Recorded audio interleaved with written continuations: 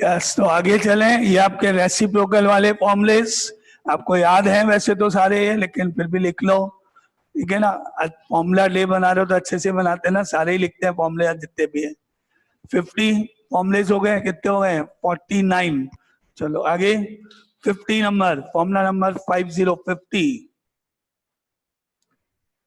10a को sign और cos की फॉर्म में आपको मालूम है सबको, साइन या अपॉन कॉस ए लिखते हैं। 51 कॉट ए को कॉस ए अपॉन साइन ए लिख सकते हैं। 51 10 को साइन कॉस की फॉर्म में, कॉट को भी साइन और कॉस की फॉर्म में कैसे लिखते हैं, ठीक है। 51 के बाद 52 52 53 आगे और भी फॉर्मूले लिख लो। 52 अगर आपके पास है sine of 90 minus theta pi by 2 minus theta, 53 cos of pi by 2 minus theta 90 minus theta, 54 tan of pi by 2 minus theta. तो ये सारे फॉर्मूलेस फर्स्ट क्वाड्रेंट में जाएंगे और साइन का कॉस हो जाएगा, कॉस थीटा कॉस का साइन हो जाएगा, tan का कॉट हो जाएगा। ये सारे फर्स्ट क्वाड्रेंट में सब पॉजिटिव होंगे, 90 के केस में चेंज हो जाता है, ठीक है। कितने हुए? 54 55 cos 6 of pi by 2 minus theta, 56 sec of pi by 2 minus theta and cot of pi by 2 minus theta, 57। ये सारे फर्स्ट क्वाड्रेंट का पार्ट है, सब में पॉजिटिव रहेगा लेकिन चेंज हो जाएगा। cos 6 काय में जाता है, sec में, sec काय में कन्वर्ट होता है, cos 6 में, और cot 10 में। ये 6 फॉर्मुलेस का सेट, क्वाड्रेंट रूल्स इनको बोलते हैं इन फॉर्मुलेस को। आप इसको समझ के भी अप्लाई कर सकते हो जैसे भी आपको इजी लगता है ना। तो ये 57 फर्स्ट क्वाड्रेंट से रिलेटेड है सारे। नाउ 58 सेकंड क्वाड्रेंट में साइन ऑफ 180 माइनस थीटा, या पहले sine 90 plus theta, second quadrant. 59 cos of 90 plus theta, 60 tan of 90 plus theta. ये सब सेकंड क्वाड्रेंट के फॉर्मुलेस हैं। सेकंड क्वाड्रेंट में साइन पॉजिटिव रहेगा लेकिन 90 के केस में कॉस हो जाएगा, कॉस नेगेटिव होता है माइनस आएगा, साइन थीटा हो जाएगा। सेकंड क्वाड्रेंट में tan नेगेटिव होगा, कॉट बन जाएगा माइनस कॉट थीटा। 61 साइन का reciprocal cos 6 90 plus theta, second quadrant में पॉजिटिव रहेगा और सेक बन जाएगा। ये सेकेंड क्वाड्रेंट के फॉर्मुलेस हैं। 90 के केस में चेंज होगा और प्लस माइनस क्वाड्रेंट के हिसाब से आपको अप्लाई करना है। 62 sake of 90 plus theta, pi by 2 लिख लेना या 90 लिख लेना, 90 लिख दिया मैंने कहीं कहीं। Second quadrant minus of cos 6 theta and 63 sine cos 10 cos 6 x cot बन गया, cot of pi by 2 plus theta, second quadrant negative of tan theta. ये सेकेंड क्वाड्रेंट के फॉर्मुलेस हैं। सेकेंड क्वाड्रेंट में साइन और cos 6 के अलावा बाकी सब नेगेटिव है। 90 जब अपन यूज करते हैं तो चेंज होता है, साइन cos में होगा, cos साइन में होगा, tan cot में होगा, cos 6 sec में होगा, इस तरह से, ठीक है। ये फर्स्ट सेकेंड क्वाड्रेंट के फॉर्मुलेस 90 के केस में। नाउ 64 180 के केस में सेकेंड क्वाड्रेंट में अगर अपन जाते हैं, जैसा अपन क्वेश्चन में यूज कर चुके हैं कल भी, साइन 180 यानी pi minus theta, second quadrant है ये। Cos of pi minus theta, second quadrant again. tan of pi minus theta, second quadrant again. cos 6 of pi minus theta, second quadrant. sec of pi minus theta, second quadrant, and cot of pi minus theta, second quadrant. ये सब second quadrant के part हैं। Second quadrant में sine and cos 6 positive, बाकी सब negative. और जब 180 या पाई अपन यूज करेंगे तो ट्रिग्नोमेट्रिक रेशियो चेंज नहीं होगा, साइन का साइन, cos का cos, tan का tan, ऐसे रहेगा। तो फर्स्ट पॉजिटिव होगा साइन का साइन, सेकेंड नेगेटिव होगा cos का cos, थर्ड नेगेटिव tan का tan, fourth positive cos x, and next negative minus sec theta, next negative cot theta. ये second quadrant, sine and cos x positive, बाकी सब negative. 180 या पाई के case में sign का साइन, कॉस का cos, tan का टेन, इस तरह याद रखना, चेंज नहीं होगा, है ना। ठीक है, तो ये आपका 69 क्वाड्रेंट नंबर 2 में 180 के केस में। Quadrant number 3 sine of 180 plus theta, 71 cos of 180 plus theta, 72 tan of 180 plus theta, 73 cos x of 180 plus theta, 74 sec of 180 plus theta, 75 cot of 180 plus theta। ये सारे फॉर्मूलेस थर्ड क्वाड्रेंट से related हैं।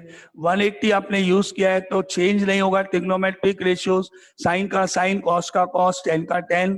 Third quadrant में tan और cot positive, बाकी सब negative होते हैं।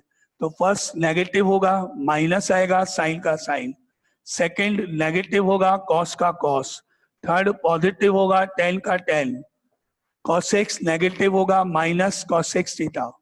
सेक भी नेगेटिव होगा minus sec theta. Cot positive होगा कॉट थीटा। ये थर्ड क्वाड्रेंट, टेन और कॉट पॉजिटिव, बाकी सब नेगेटिव। 180 के केस में चेंज नहीं होगा, थर्ड क्वाड्रेंट कंप्लीट, है ना। ठीक है, यहां तक 75। 76 अगेन थर्ड क्वाड्रेंट, 270 के केस में sine of 270 minus theta, cos of 270 minus theta, 78 tan of 270 minus theta, 79 sine का reciprocal cos x of 270 minus theta, sec of 80 sec of 270 minus theta, 81 cot of 270 minus theta। ये सारे third quadrant का ही part है। 180 plus भी 270 minus भी दोनों ही third में जाएंगे। तो वही टेन और कॉट नेगेटिव, बाकी सब टेन और कॉट पॉजिटिव, बाकी सब नेगेटिव होंगे चार। और 270 के केस में चेंज होगा। ठीक है, साइन का कॉस, कॉस का साइन जैसे। तो आपके पास साइन, साइन का कॉस और negative minus cos theta. Cos का चेंज होगा नेगेटिव माइनस साइन थीटा।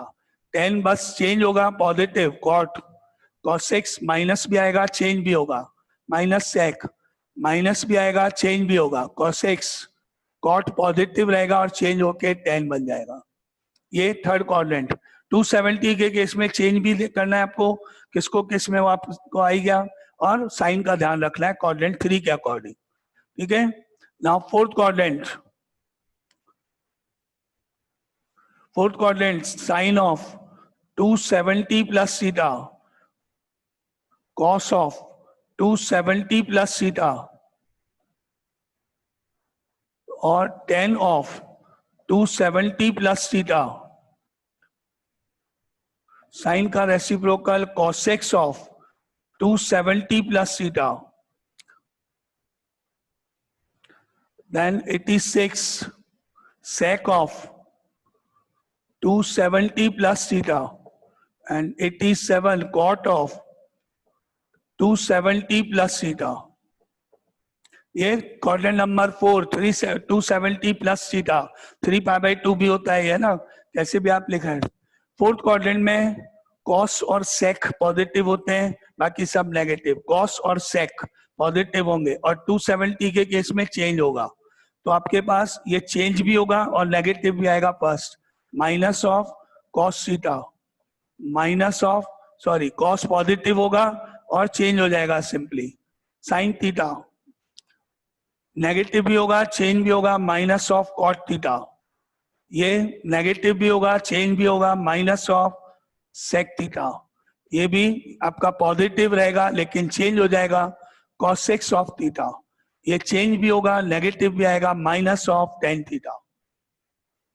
270 में चेंज भी करना है प्लस माइनस ध्यान रखते हुए।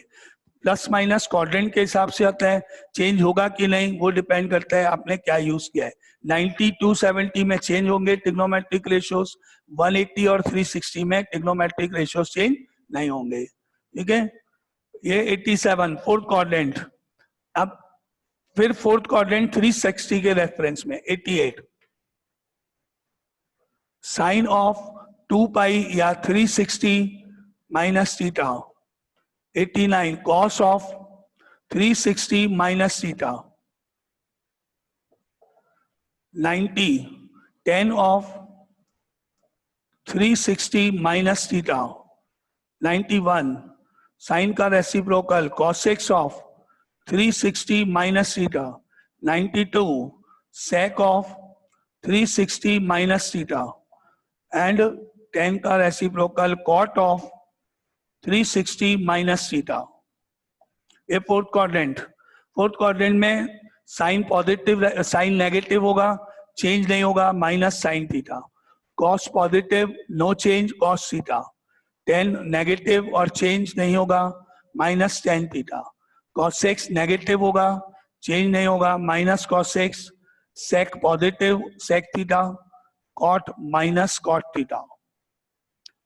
ये आपके क्वाड्रेंट टूल्स के फॉर्मूले भी मैंने आपको लिखा दिए और कैसे बनाते हैं वो भी एक बार शॉर्ट में रिवाइज करा दिया।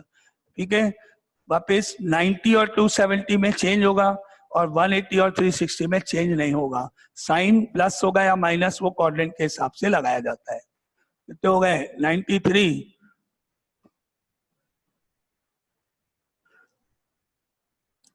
94। ये आप ये भी बना लो, यहाँ पर क्वाड्रेंट्स भी लिख लो। ये फर्स्ट, ये सेकंड, ये थर्ड, ये फोर्थ। इस तरह से नंबरिंग चलती है क्वाड्रेंट्स की। यहाँ पर जो एंगल होता है वो 0 से 90 के बीच में होता है। यहाँ पर एंगल 90 से 180 होगा। यहाँ जो एंगल होगा वो 180 से 270 होगा और यहाँ जो एंगल है वो 270 से 360 के बीच में होगा। और जिस क्वाड्रेंट में जो पॉजिटिव अपन वहां लिख रहे हैं, फर्स्ट क्वाड्रेंट में ऑल पॉजिटिव, सेकंड क्वाड्रेंट में sine and cosec positive, third quadrant में tan and cot positive, fourth quadrant में कॉस एंड सेक पॉजिटिव होते हैं। तो ये भी आप याद करने के लिए याद कर लो। ठीक है, कितने हुए? 94।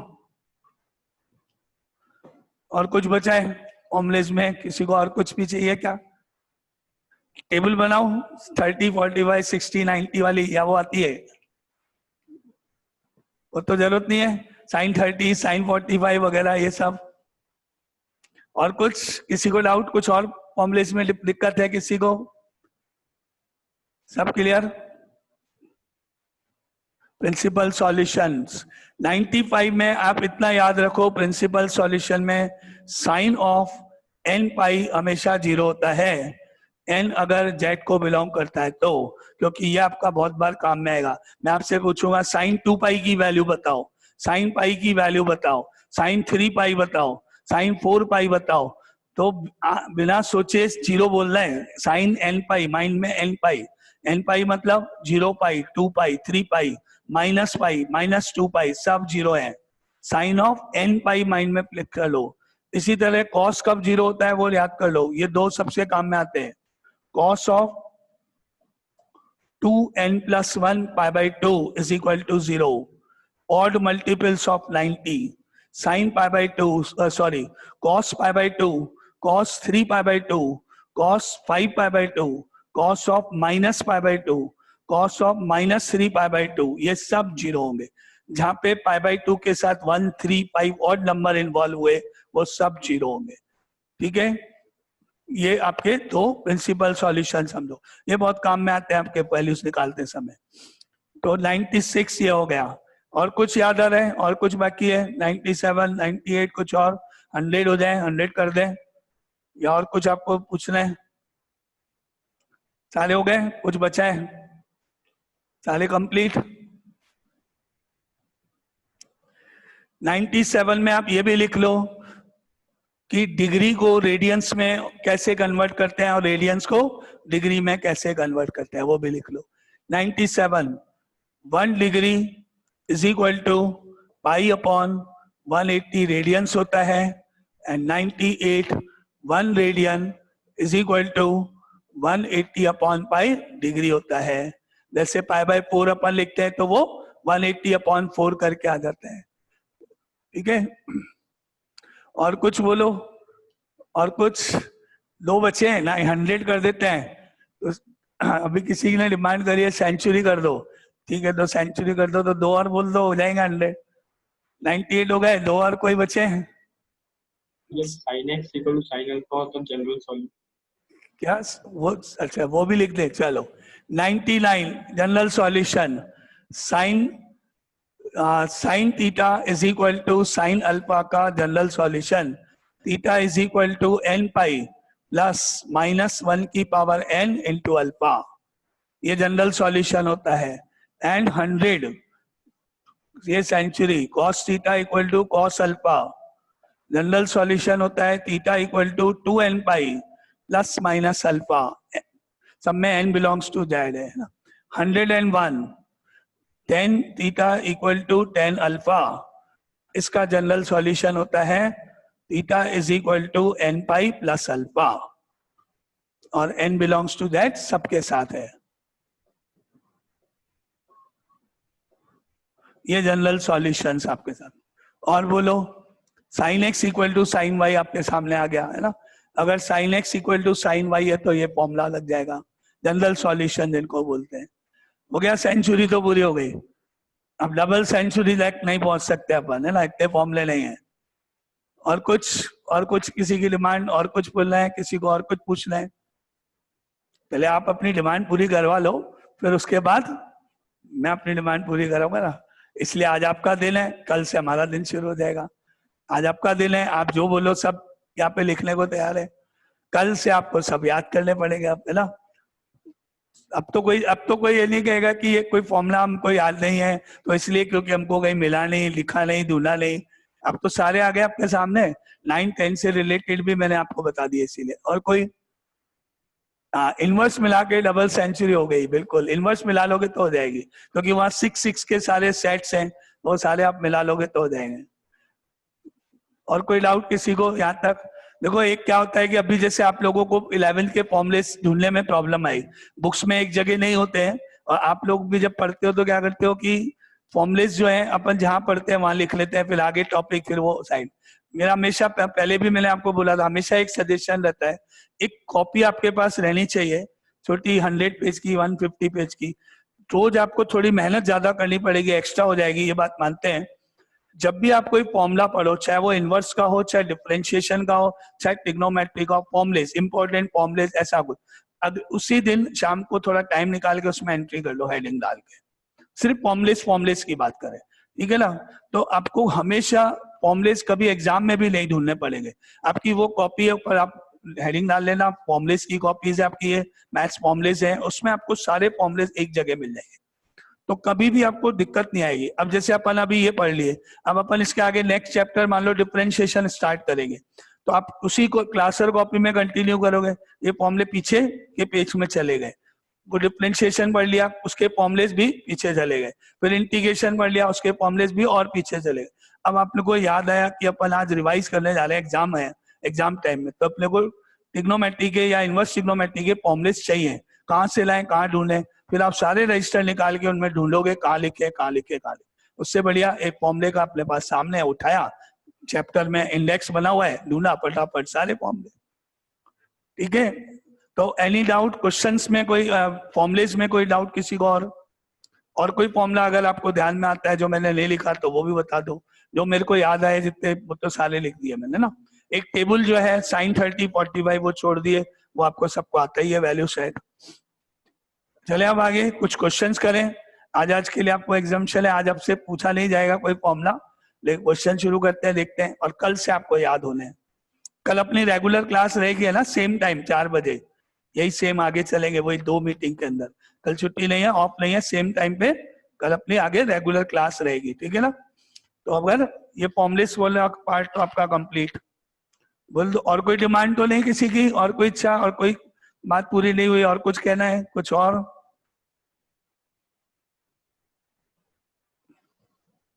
तो 101 फॉर्मूलेस प्लस इनवर्स के मिला के आप याद कर लेना, सारे फॉर्मूलेस हो गए।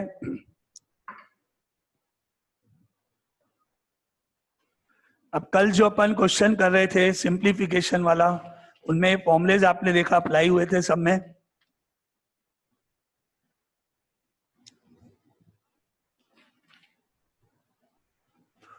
देखो एग्जाम्पल नंबर 3, प्रूव दैट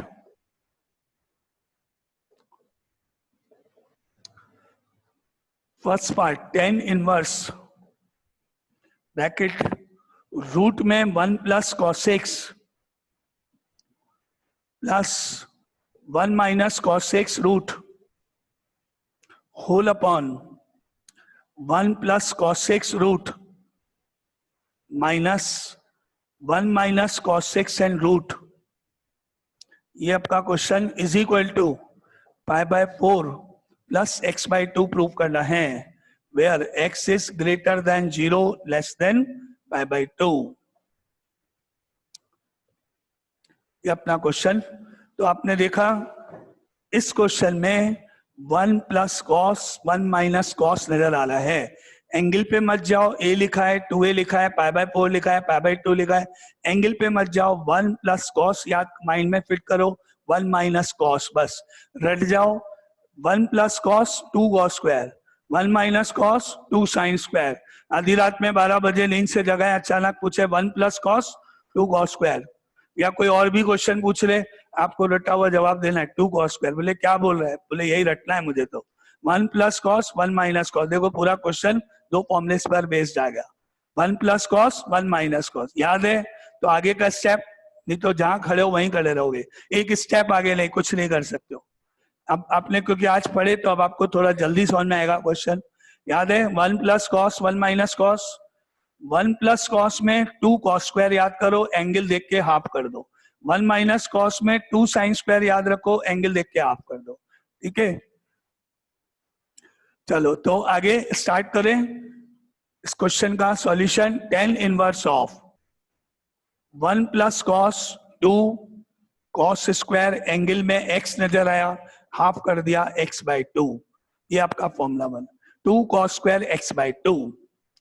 आगे चले 1 minus cos x root of 2 sine square, angle में x था x by 2, denominator 1 plus cos 2 cos square x by 2 root minus 1 minus cos x 2 sine square x by 2 root.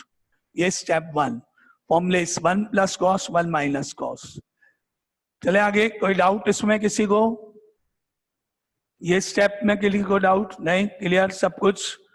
अब अपन इसको 2 को तो root में रखेंगे, इसका तो रूट नहीं निकलेगा, रूट 2 रहेगा, लेकिन यहाँ स्क्वायर है तो इसका स्क्वायर रूट अपन कैलकुलेट कर देंगे, रूट से हट जाएगा, cos x बाई 2 आ जाएगा। लेकिन जब अपन इसको बाहर लिखेंगे रूट से तो अपन क्या लगा के लिखेंगे वो आप यहाँ देखना अभी, है ना। अब नेक्स्ट स्टेप, मुझे x नहीं मालूम कि क्या होगा, x की वैल्यू नहीं मालूम, रूट से बाहर निकाल रहे हैं इसको अपन ऐसे, 10 इनवर्स ऑफ 2 का तो रूट 2 मालूम नहीं है, रूट 2 का रूट 2, इसको रूट्स हटा सकते हो आप, लेकिन मॉडुलस लगा के लिखोगे। क्यों? क्योंकि x इज अ वेरिएबल, आपने अभी चेक नहीं किया कि जो एंगल है x बाय 2 ये कौन से क्वाड्रेंट में है। अगर फर्स्ट में होगा तो पॉजिटिव, सेकंड में होगा तो नेगेटिव, थर्ड में होगा तो नेगेटिव, फोर्थ में होगा तो पॉजिटिव। अभी नहीं चेक किया, वो अपन बाद में इससे चेक करेंगे। जब चेक करेंगे उसके बाद इसका मॉडुलस हटाएंगे क्वाड्रेंट के अकॉर्डिंग, क्योंकि आपको मालूम है रूट से बाहर कोई टर्म नेगेटिव नहीं आएगी। तो कहीं ऐसा तो नहीं कि आपका एंगल नेगेटिव हुआ, क्योंकि सॉरी एंगल आपका सेकंड या थर्ड का हुआ तो कॉस तो नेगेटिव हो जाएगा, गलत हो जाएगा। इसलिए अभी यहाँ आपको मॉड लगाना है, वेरिएबल इन्वॉल्व है इसलिए ना। सिमिलरली इधर रूट 2 का root 2 sine x by 2,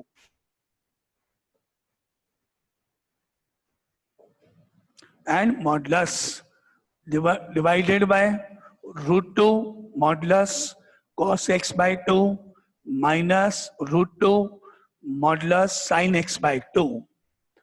modulus apply करेंगे क्योंकि अभी अपने को एंगल x बाई 2 के बारे में मालूम नहीं है कुछ भी, है ना। यहां तक कोई डाउट किसी को इस स्टेप में? कोई डाउट?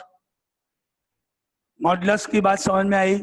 रूट से निकाल रहे हो, आपको एंगल अभी मालूम नहीं, अभी मैं वहां चेक करूंगा रेंज के अकॉर्डिंग, उसके बाद जब मैं डिसाइड कर लूंगा कि ये एंगल फर्स्ट का है तो उसके अकॉर्डिंग प्लस माइनस लगाएंगे अपन, है ना। आगे चले, ये क्लियर? अब आपने इधर से √2 कॉमन लेके ऊपर नीचे कैंसिल कर दिया, तो यहीं इसी स्टेप में अपन √2 हटा देते हैं ना। √2 कॉमन लिया, सब में से √2 कैंसिल हो गया ऊपर नीचे। अब आता है इसके मॉड को हटाने पर वैल्यू क्या होगी। उसके लिए आपको यहाँ कुछ ना कुछ रेंज दे रखी होती है। अगर नहीं दे रखी होती किसी क्वेश्चन में तो आप डायरेक्टली मॉड हटा के पॉजिटिव लिख दोगे, मतलब ये मॉड हटा दोगे बस, अगर रेंज नहीं दे रखी है तो, है ना। लेकिन इस क्वेश्चन में आपको इस रेंज दे रखी थी कि x की वैल्यू ग्रेटर देन 0 है, लेस देन π/2 है। आपको ये देखना है कि ये एंगल x के बारे में नहीं, ये एंगल आपका कौन से क्वाड्रेंट में है, x/2 है, एंगल आपका x/2 है, रेंज आपको x की है। तो आप क्या करोगे, इसको x/2 बनाओगे, 2 से डिवाइड करोगे, 0 x/2 π/4, 2 से डिवाइड करोगे, जिससे आपका एंगल क्वेश्चन में जो x/2 है वो यहाँ आ गया। अब आपको मालूम पड़ गया कि जो एंगल x/2 है वो 0 से π/4 यानी 45 डिग्री के बीच में लाई करता है, और जो एंगल 0 से 45 के बीच में है तो वो फर्स्ट क्वाड्रेंट का पार्ट हो गया। और फर्स्ट क्वाड्रेंट में सारे ही ट्रिग्नोमेट्रिक रेशियोज पॉजिटिव ही होते हैं। तो अब हम ऊपर मॉडुलस हटाते जाएंगे, सिंपली साइन में कोई कन्वर्जन, कोई चेंज नहीं होगा, ठीक है। अब अपन कह सकते हैं नाउ tan इनवर्स ब्रैकेट, ये मॉड हट गया, cos x/2 प्लस था प्लस ही रहेगा, मॉड हट गया sin x/2 अपॉन मॉड हटा दिया cos x/2, माइनस का माइनस, मॉड हटा दिया sin x/2। ये स्टेप नेक्स्ट चेक करने के बाद, एनी डाउट इस स्टेप में? कोई डाउट? अब कल अपन ने इस तरह का एक क्वेश्चन किया था cos sin प्लस माइनस, तो अब आप याद करो इसको मुझे 10 में कन्वर्ट करना है, कल भी अपन ने ऐसा ही क्वेश्चन किया था। तो next step is divided by cos x/2, numerator को डिनोमिनेटर को सबको cos x/2 से डिवाइड कर दिया जाए, यहाँ 1 हो जाएगा, यहाँ पर tan x/2, ये 1, ये tan x/2, 10 में कन्वर्ट करने के लिए। तो इसका नेक्स्ट स्टेप क्या हुआ अपने पास, tan inverse of 1 plus tan x/2 divided by 1 minus tan x/2, ये step next, divided by cos x/2 करने पर। इस स्टेप में कोई डाउट? ऊपर वाला किसी को कुछ डाउट है, कुछ नहीं आया समझ में कि ये टर्म कैसे आई? अब आप याद करो, आज अपन ने पढ़ लिया ट्रिग्नोमेट्री का, कल थोड़ी प्रॉब्लम आ रही थी। अगर ऊपर 1 प्लस है, याद कैसे करो, बहुत इजी है, 1 प्लस 10, नीचे 1 माइनस 10, तो प्लस अगर ऊपर है तो आप सीधा सीधा देखो 10 लिखो, ब्रैकेट में π/4 लिख दो, यहां तक तो लिख दो। अब या तो प्लस आएगा या माइनस आएगा, ऊपर देखो, ऊपर प्लस है तो प्लस, न्यूमरेटर में माइनस है ऊपर तो माइनस, प्लस है तो प्लस, ठीक है। और ये एंगल, ये वाला एंगल, ये वाला एंगल, जो भी आपको दिख रहा है कॉपी कर दो, बस बन गया फॉर्मूला। ये पूरा आपका tan π/4 प्लस x/2 का फॉर्मूला है। किस फॉर्म में होगा, 1 प्लस 10, 1 माइनस 10, कभी 1 माइनस 10 ऊपर होगा, 1 प्लस 10 नीचे होगा, वो डिपेंड करेगा। बनाने का तरीका 10 लिखो, ब्रैकेट लिखो, π/4 लिखो, वहां तक तो आने ही आने, प्लस या माइनस न्यूमरेटर के अकॉर्डिंग, आगे प्लस माइनस के बाद क्या एंगल आएगा वो क्वेश्चन के अकॉर्डिंग, बस याद हो गया अपने आप, याद करने की जरूरत ही नहीं है इतनी, है ना। तो ये पूरा पार्ट इसके इक्वल हो गया फॉर्मूले से, क्या बन गया ये, tan इनवर्स ऑफ ब्रैकेट में 10 π/4, न्यूमरेटर में प्लस है प्लस, यहाँ x/2 है x/2, ये आपका सिंप्लीफिकेशन तक। अब यहां तक कोई डाउट है किसी को तो बोलो। अब अपन जो पहले अपन ने किए थे क्वेश्चंस में ये चेक किया था कि इस एंगल की रेंज क्या है, मर्ज करने से पहले हमेशा करेंगे, लेकिन इस क्वेश्चन में मैं नहीं कर रहा हूं। क्यों? क्योंकि मैं ऑलरेडी मॉड हटाते समय चेक कर चुका हूं। डबल ने एक बार अपन ने कर लिया, चाहे वो यहाँ करो चाहे वो स्टार्टिंग में। तो जब मॉड वाला रूट वाला पार्ट है तो स्टार्टिंग में कर लो, और वहां अपन ने चेक कर लिया था, तो अब वापस चेक करने की जरूरत नहीं है। अगर आप करोगे भी तो वो सही आएगा, कोई दिक्कत नहीं। क्योंकि अगर कोई चेंजेस होना होता तो ऊपर ही हो चुका होता, चेंजेस नहीं हुआ, वो अपन ने पहले ही चेक कर लिया। अब आप इनको tan इनवर्स tan को हटा के आंसर लिख सकते हो। तो अब आपका इनवर्स का रूल लग रहा है, अब जाके इनवर्स यूज हो रहा है। ये दोनों हटा दो और फिर आपका आंसर हुआ π/4 + x/2 RHS। ये मेथड इसका। अब बोलो कोई डाउट पूरे क्वेश्चन में? ये क्वेश्चन ट्रिग्नोमेट्री का है कि इनवर्स का है? क्या लगता है आपको? आप ट्रिग्नोमेट्री पढ़ रहे हो, इनवर्स ट्रिग्नोमेट्री पढ़ रहे हो? ट्रिग्नोमेट्री। ट्रिग्नोमेट्री पढ़ रहे हो। इनवर्स कहाँ पे शुरू हुई? इनवर्स का यूज कहाँ हुआ? इनवर्स का फॉर्मूला कहाँ लगाया आपने? सिर्फ यहाँ लास्ट लाइन यहाँ लगाया आपने, बस, और कुछ नहीं, एंड में। और अगर मैंने इसी क्वेश्चन के पहले मैं आपको बता डिफरेंशिएट लिख दिया, अगर आपको थोड़ा आइडिया है, क्योंकि अब टाइम हो गया, नेक्स्ट तो नहीं करेंगे अपन अभी, कल अगर ये क्वेश्चन डिफरेंशिएशन में आया, सेम क्वेश्चन सेम मेथड सब कुछ, यहाँ तक जाओगे d/dx चलता जाएगा। डिफरेंशिएशन का है, थोड़ा 11th में अगर आपको हल्का सा याद है तो आपको बताए। π/4 कांस्टेंट है 0, x/2 का डिफरेंशिएशन 1/2 होता है। जब हम पढ़ेंगे तो आपको आएगा आंसर 1/2। अब ये बताओ कि ये क्वेश्चन डिफरेंशिएशन चैप्टर में तो होगा, लेकिन डिफरेंशिएशन आपने किया कब? लास्ट लाइन में, जब आप यहां तक पहुंच गए तो है। तो ये एक तरह से काय का क्वेश्चन ट्रिग्नोमेट्री है। लास्ट स्टेप में आपका ये है। अब आप सोचो लास्ट स्टेप नहीं भी करोगे, गलत भी कर दो, तो भी यहाँ तक के तो मार्क्स मिलेंगे। अगर 4 मार्क्स का है तो 3 तो कंफर्म मिलेंगे आपको 100%। तो बेसिकली ट्रिग्नोमेट्री है। इसी तरह आगे जब आप पढ़ोगे ना, नेक्स्ट अपन आएगा कैलकुलेट इंटीग्रेशन में जाएगा, तो वो अपन देखेंगे वो कैसे करेंगे, वो भी इसके बाद एक लाइन बस।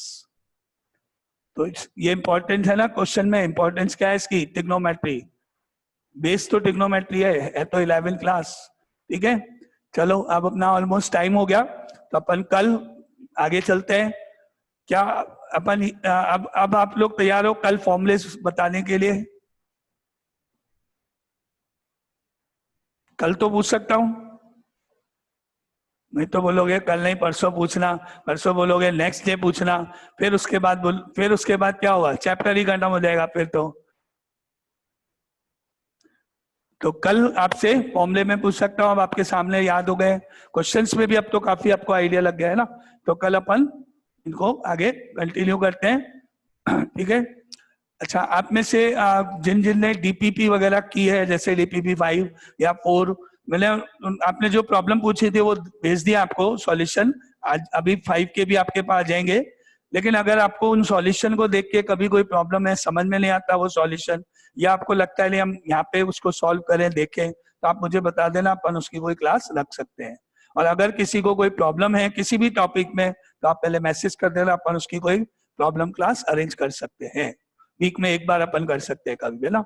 तो अभी किसी ने जिसने शीट्स करी है, जो रेगुलर कर रहे हैं, जो नहीं कर रहे हैं, तो उनका ठीक है। तो अगर उनको जो सॉल्यूशन भेजे जाते हैं ना ऑब्जेक्टिव वाले, वो अगर समझ में नहीं आ रहे, डाउट है कुछ, तो आप पूछ सकते हैं ना। ठीक है, आप अपने मैसेज कर देना, मैं आपकी क्लास भी रख सकता हूँ, ऐसा कोई दिक्कत नहीं। तो कल सेम टाइम पे रेगुलर क्लास के साथ अपन वापस जेई के क्लास रखेंगे, क्योंकि अपन ने जो मैट्रिसेस पढ़ा उसमें कुछ एक्स्ट्रा था वो अपन ने पढ़ा दिया। रिलेशन फंक्शन में कोई एक्स्ट्रा कुछ टॉपिक है ही नहीं, बस क्वेश्चंस हैं उसी पैटर्न पे। जो अपनी थ्योरी है वो तो सब सेम ही है। इनवर्स में एक्स्ट्रा जब आएगा तो अपन कुछ रखेंगे, इसमें भी अभी नहीं। अभी तो ये पूरा चैप्टर हो जाएगा। उसका आप जो शीट्स हैं वो करते रहो, उन्हीं में सारे आप देखोगे शीट्स जो आपको मिली है वो सारी उन्हीं थ्योरी पे बेस्ड है जो आप पढ़ चुके हो। जेई की सारी थ्योरी यहाँ पर ही होती है, थ्योरी तो एक ही होती है, क्वेश्चन का स्टैंडर्ड बढ़ता है बस, और कुछ नहीं। ठीक है, तो और कोई डाउट किसी को? नहीं, बाइनरी ऑपरेशन नहीं है, बाइनरी ऑपरेशन नहीं है, जेई मेंस में नहीं है, क्योंकि वो आपके पिछले साल तक था, मतलब उससे प्रीवियस साल में। जेई मेंस में सीबीएसई बोर्ड का 12th का कोर्स ही आता है, जो 12th में होते हैं चैप्टर्स वही आते हैं बस। तो अपने पास वो नहीं है बाइनरी ऑपरेशन। ठीक है, अगर